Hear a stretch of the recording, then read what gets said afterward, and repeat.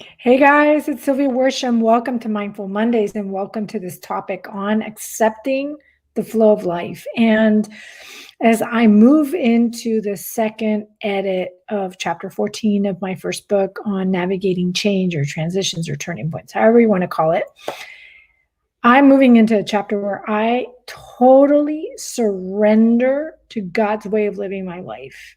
And I do this because my marriage of about 5 years is now at a make it or break it point.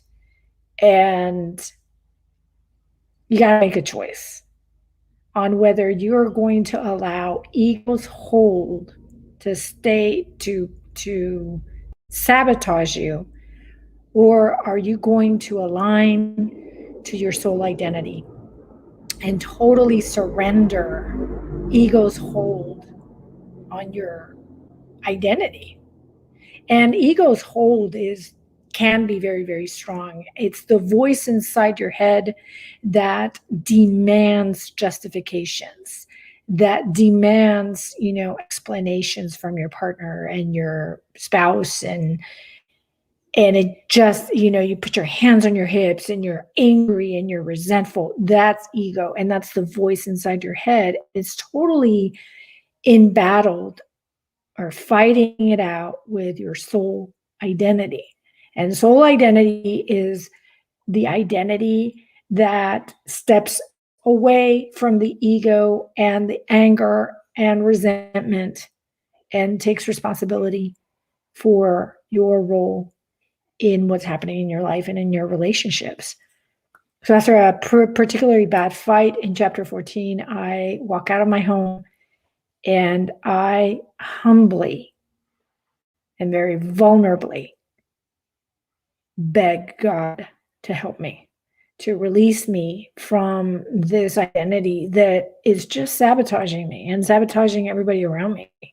Because I want to stay married. I desired very much to stay in my marriage and to be happy in it and to find joy in my everyday life. And up until that point, I wasn't.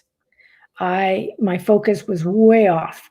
I was searching outside of myself to find the happiness. And I was completely on the wrong path for my life. And I reach out to God.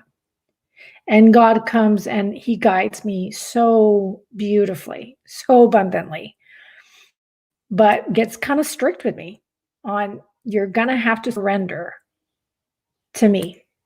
You're going to have to surrender your ego and your old way of living your life and totally, totally operate from a place of love and compassion and reframe your focus. So tip number 1 is surrender to his way of living your life. That means remove the ego identity completely in your relationships. Ego's hold on needing and demanding justifications, but step away and allow God to guide you totally and completely. Let him take care of the how, you take care of the what. Create a vision for your life, for the relationships you want to have, for the mindset you want to get, your health, and operate from the vision. Give new programming to your subconscious mind.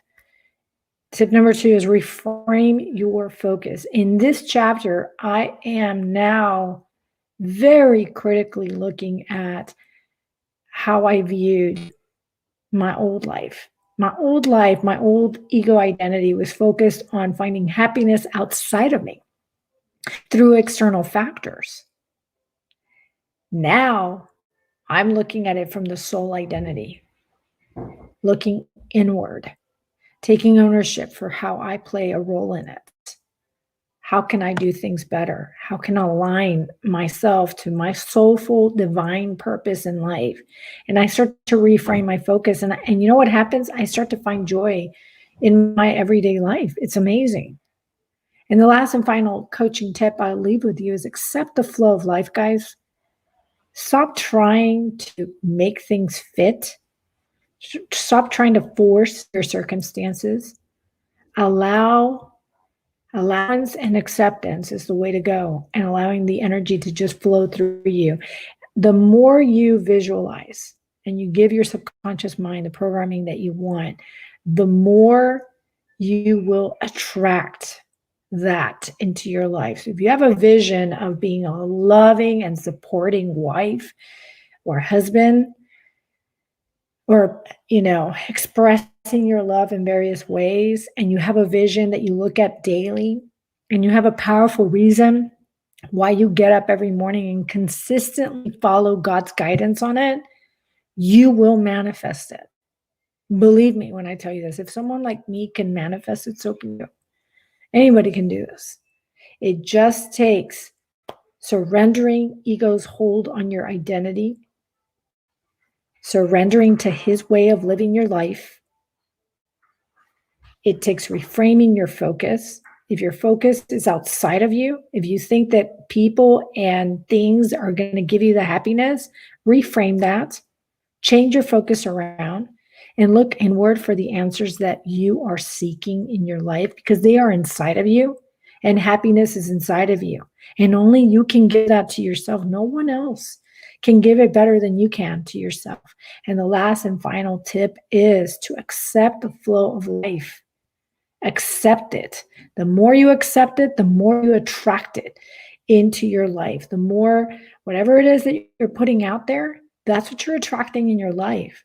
When you are full of resistance inside of you, you're going to attract resistance into your life.